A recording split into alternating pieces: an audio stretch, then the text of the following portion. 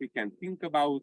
Then we will go in small groups, and there we will continue to speak about what we heard and what our impressions are. So now I hand over to Una, and I would like to all listen to her. Thank you. Thank you, Lael, and good morning, everyone. I'm smiling because I was so naive in saying I would give a masterclass, because I thought everyone was giving a masterclass on a Members' Day, looking around at all of you masters. So I'm smiling at myself, okay? I'm going to share my screen because the top of my focus for today is, okay.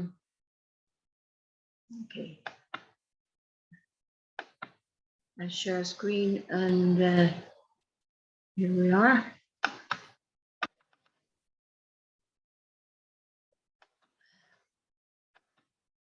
I'll begin at the beginning. So my focus this morning, if I could begin at the beginning, my focus is a short presentation on the practice of spiritual guidance. And this is not a theoretical exercise. Although theory does inform it, but it's a simple outline with some explanation of how I, as spiritual director, prepare for and conduct an hour of spiritual guidance with the person that I'm privileged to accompany.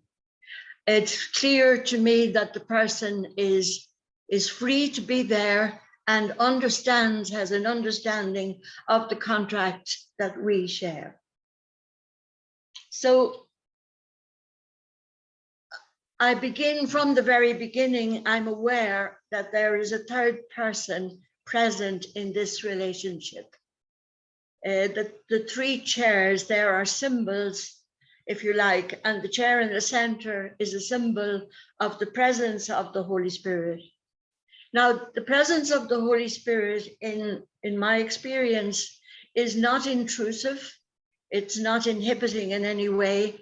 I'm free to be myself, my best self. I'm free to allow the Holy Spirit to work through me, but I'm not inhibited or cramped in my normal style of spiritual guidance. This is a scheduled meeting. It's always better to know exactly when and where I'm meeting somebody. And each time then I ready myself, because I recollect myself to receive the person I am about to receive.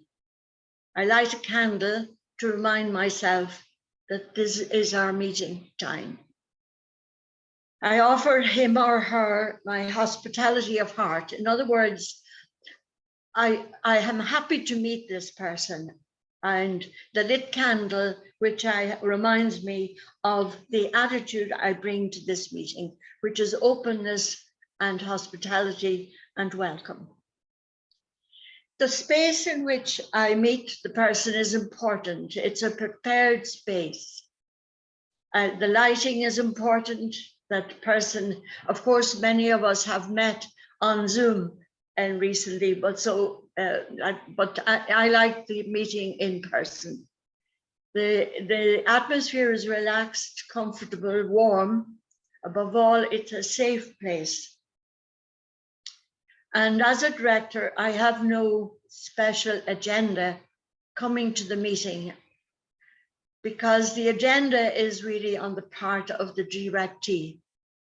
I have no ego project that I'm going to sort everything out, but just to be there for the other, just a readiness to be present. And I share with you here, this is my personal sacred meeting space. Just two easy chairs, a lighted candle, which you probably can't see very well, adjustable lighting in the room. The shutters at the back, they can be adjusted according to the light on the person's face. I don't like to put the person in the glaring light. That sometimes they're not at ease when that happens. Glass of water beside them, and a box of tissues in case they need that. So the lighted candle is there, and generally a plant or a flower, something that just enhances the atmosphere. This space of mine has been recently renovated, and I'm awaiting a rug for the space. So this sacred space, wherever it is or whenever it happens, it is a pause in our lives. It's an oasis. It's as if we stop for a while on the journey of life. It's a stepping aside to take stock or to contemplate one's life in the presence of another. And ultimately in the presence of the Holy Other. And this is different time, it's slow time. And the reason it's slow time is that I often have to encounter spiritual bankruptcy or a sense of spiritual bankruptcy in the other. Now, I assure you that anyone who tells me they are spiritually bankrupt, I know that they know the means they need to take to become rich again. Spiritual bankruptcy, though, is in modern times, it's a feeling that many people have, that they have lost contact with the soul, with their soul. Recently, in a dream that a directee shared with me, she woke one morning in panic because she lost the telephone number of her mother. Now, her mother was dead. Her mother was deceased for several years, but she had this terrible panic. I've lost contact. I've lost the telephone number of my mother. And together we found that somehow she had lost her own telephone number, and she had lost the ability to mother her soul. Some people are in the dark wood of a midlife transition, and they feel bereft and somehow lost. And or else the diminishment of later life, diminishment of old age.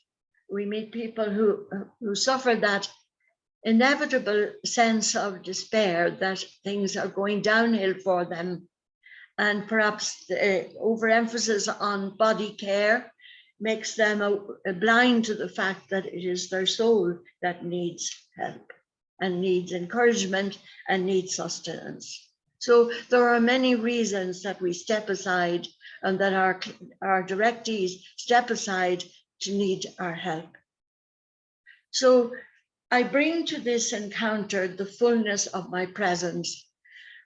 This is so important because, as Thich Nhat Hanh says, the greatest gift I can offer another is the gift of my presence. Everything I am as a person is contained in my presence. We sing of the hymn, All That I Am, and certainly I try to be as fully present as possible. My presence is the fullness of my embodied being. So I bring myself fully into the space, presence fully in the moment for the other. And I'm inspired by Heidegger's idea that my being and my time are one. I am all there, present, and this presence in itself is healing.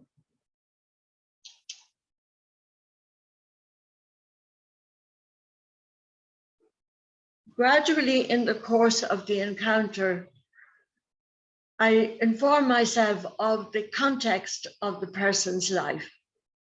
They may be a minister of religion, they may be a teacher, nurse, mother of a busy family, father also of a busy family, somebody who's perplexed, somebody who is worried. So gradually I build up that idea of the context in which this person lives, because as we know, one of the principles of spirituality is that there is no spiritual life outside a particular context, a lived context. So lived context is the center point, if you like, of a person's life. We used to talk in olden times about the duty of my state in life. So that is really central to my spiritual life as well. So one of the most important skills that I must learn, and it can be learned, and it can be improved as I go along in spiritual guidance. I learned to listen fully. Pope Francis has written recently, we all have ears, but many times even those with perfect hearing are unable to hear another person. In fact, there is an interior deafness that is worse than the physical one. Listening involves the whole person, not just the sense of hearing. The true seat of learning, of listening, is the heart. And St. Augustine already has said this, do not have your heart in your ears, but rather your ears in your heart.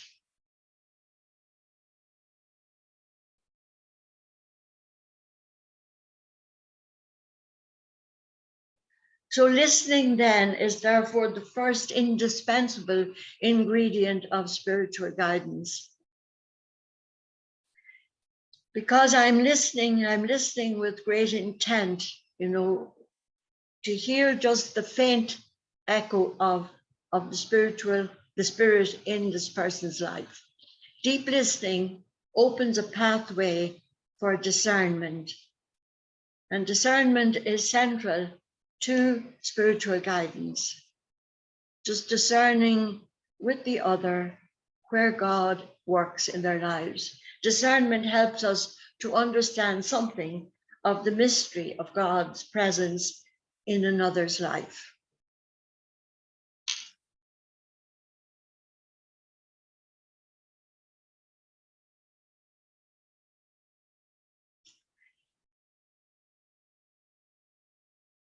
I learned the skill of unconditional positive regard. Now, this is a technical term. It has been borrowed from Carl Rogers. May not have originated with him, but he took it on as central to his work of counseling, of psychological counseling. And that reminds me also that we bring to our work as spiritual guides, spiritual directors, we bring insights from psychology. These insights from psychology are important because the psychologists have also studied the inner life of the person. So this unconditional positive regard is, first of all, it's unconditional. It accepts the person, race, gender, orientation, sexual orientation, whatever it is, it's unconditional. It's positive because this person I know is uniquely created by God. It's a unique creation that is before me in the sense of the person is unique before God. I bring to it empathy and understanding as best I can. Understanding, beautiful English word, I stand under the situation of the other and I support as best I can. This unconditional positive regard is genuine. It's not faked. And this is where we, as spiritual guides and spiritual directors, we work on ourselves, and we challenge ourselves sometimes to do this better. And that, of course, we will see is one of the skills that we practice as spiritual guides. It's in the aftermath of the direction sometimes that we challenge ourselves on how the session has gone. This unconditional positive regard that I'm talking about, it means I'm at home with the mood I find in the directee when we meet. The mood is the mood of the spirit. The person may feel spiritually bankrupt. They may be able to say that. And what we know is that mostly people who can express their problem, they also can find a solution for it. So I accept loss, I accept doubt, confusion, anger, conditions of unbelief, desolation, loss of hope. Whatever it is, I'm accepting it. I'm at home also, and this is important, to be able to rejoice with special gifted moments of transcendence and consolation. Recently, a client, a directee of mine, who wanted to share something good that had happened with her spiritual guidance, instead of coming on Zoom, she came in person because she felt it was more appropriate to share this good moment in person. Silence is an essential skill in sacred encounter. I must allow the person to speak. As director, I learn when to be silent and when to speak. And oftentimes it's in silence that the voice of the Holy Spirit is best heard. And oftentimes, or sometimes, it may be necessary for both of us to stop, to be silent and to listen.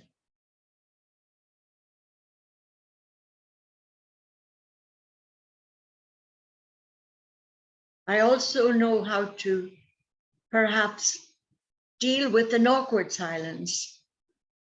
Important thing for me as director is not to leave the directee alone, but to maybe intervene and ask how they are feeling at this moment. Questions. I learned to ask a question or when to let things be. Learning, sometimes questions can be intrusive. So that's a judgment I have to make day in, day out, just week in, week out. When is it appropriate to ask a question? When is it appropriate to let things be? I seek clarification for better understanding, because important for the directee to feel that they're understood, that especially if there's a language difficulty. So we tease out what is meant, what the language means in particular context.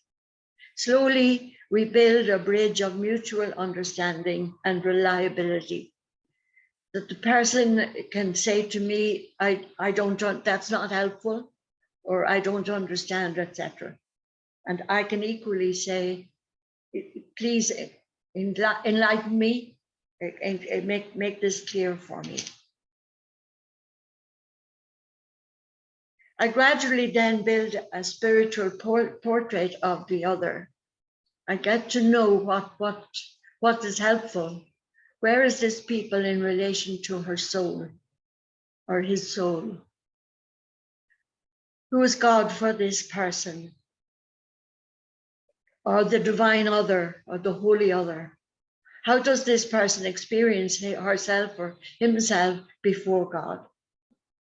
And what is her prayer practice?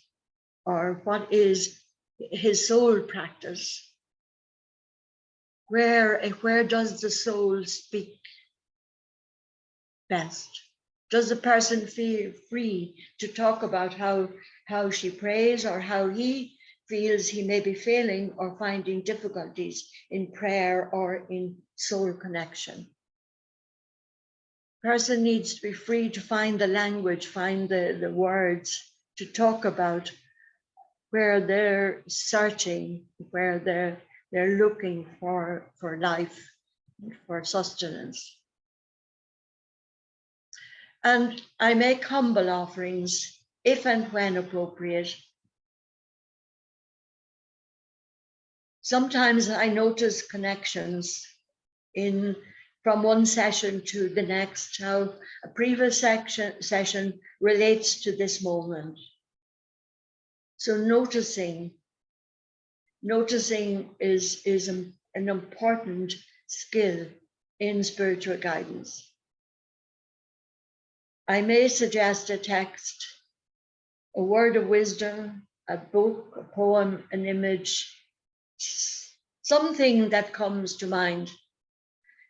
And as spiritual directors, you know, when we're open to the Holy Spirit, the Spirit is generous with us and reminds us, maybe even out of the blue, of some text that we feel is appropriate to offer at this particular moment.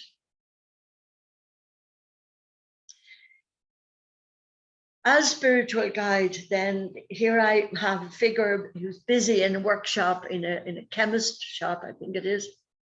But there's the ongoing upskilling of my life as spiritual guide or director. This is so essential. I call it my inner workshop, where I draw on the initial training and mentoring from the very beginning. Very often I'm reminded of my early training as spiritual director or as a mentor that has helped me along the way. I learn from practice. Because I review my practice. I go for supervision. That is to say, I allow another person to hear how I'm practicing my spiritual guidance. And outside contacts, such as, in fact, SDE, because each year I find when we meet that I get sustenance from other spiritual directors in the wonderful conversations that we can have. So ongoing professional development then, but different organizations, and ISCA is one, offers us ongoing professional development. That is occasions when we meet as a group of spiritual guidance and we share with one another, or we learn from someone, we get a masterclass from someone. I'm attentiveness then to the Holy Spirit who's at work in my life, because between sessions of spiritual guidance, I reflect back on what has happened, what has gone well and what has not gone well. I learn sometimes from mistakes, even more than I learn from a feeling that as things have gone well. So there's continuous inner work in my own life, is looking at my blind spots, even my dreams tell me at times that my biases, etc. So it's a life work to keep in touch with myself as spiritual guide. So my inner workshop then is well stocked, if you like, with ongoing study, reading, prayer, consultation, supervision, mentoring. And my whole goal is to grow in greater capacity for discernment.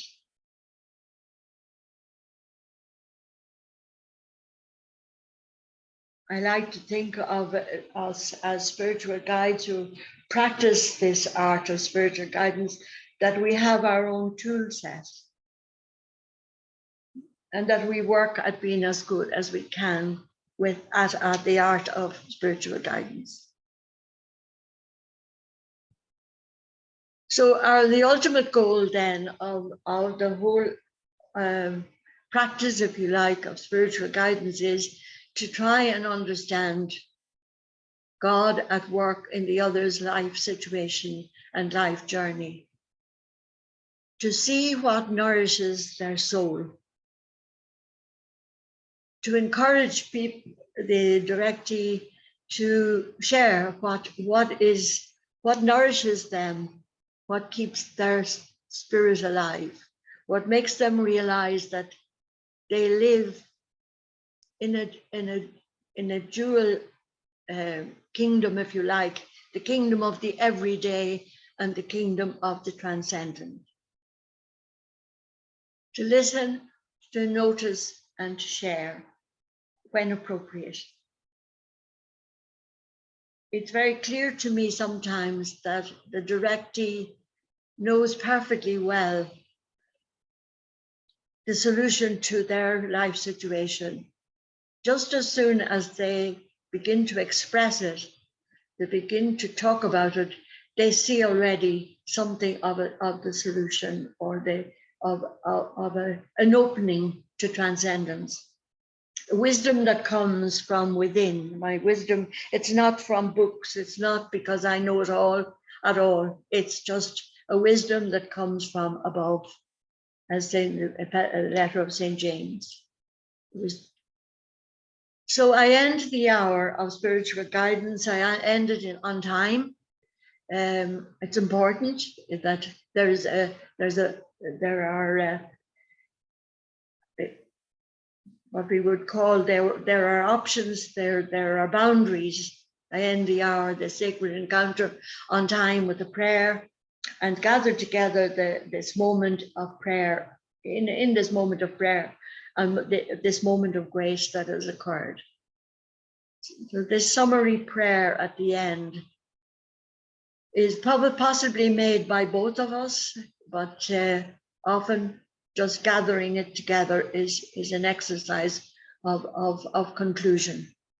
Often we schedule our next meeting and the directee leaves, and then I spend some time alone reviewing the session, just thinking about what has happened. So the essentials, just a summary now, the essentials of the sacred encounter is a safe place for the directee, accompanied by a competent director under the guidance of the Holy Spirit. And when I say competent director, I mean that we work at being more competent each day. The skills that I notice in our director are that I'm there, about embodied presence. I'm listening with the ears of the heart. I bring unconditional positive regard to the session. I accept the person's here and now situation.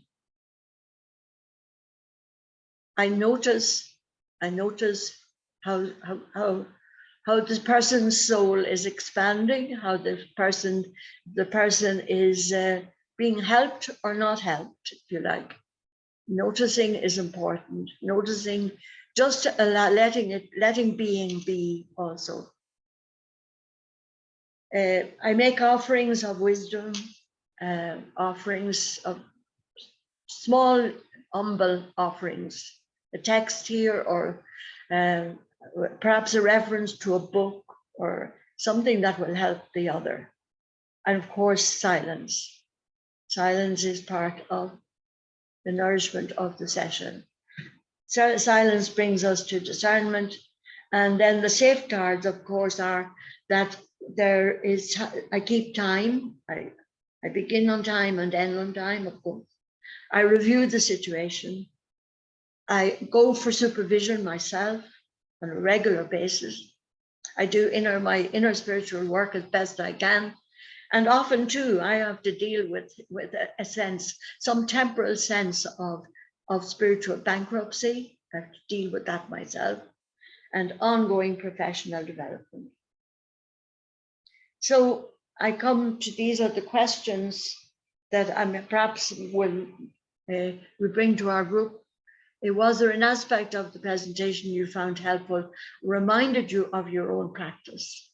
Reminded you maybe of the strengths of your own practice? Be lovely to hear that. As spiritual guide or director, can you share it? Was there anything you would change, adapt, or modify as being more suited to your own situation? these questions perhaps could be put in the chat box for the groups, the breakout groups.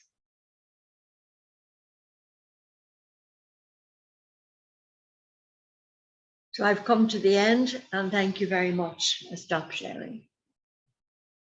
Thank you so much, Una. It was wonderful to see how you work with your directives. I have to confess that we were discussing, we weren't sure how to build up this morning. Initially, we wanted to have 3 presentations, but then we just discussed that maybe as we meet not very often, it would be nice to have time to share with each other.